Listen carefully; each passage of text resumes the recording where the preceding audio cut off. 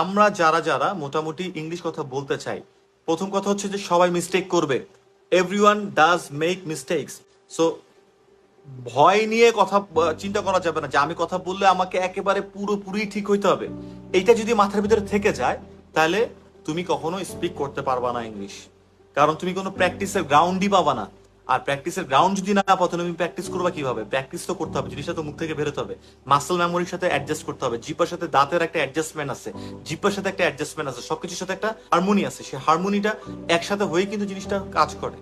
So তোমার মাথায় কোনো মতে যদি থেকে থাকে যে আমি যদি ভুল করি, আমার যদি ভুল হয়, এটা সবার হয়, বিলিভ মি, আমার হয়, অনেকের হয়, সবার হয়। Anyone you bring just right before me, I am gonna show you the some mistakes.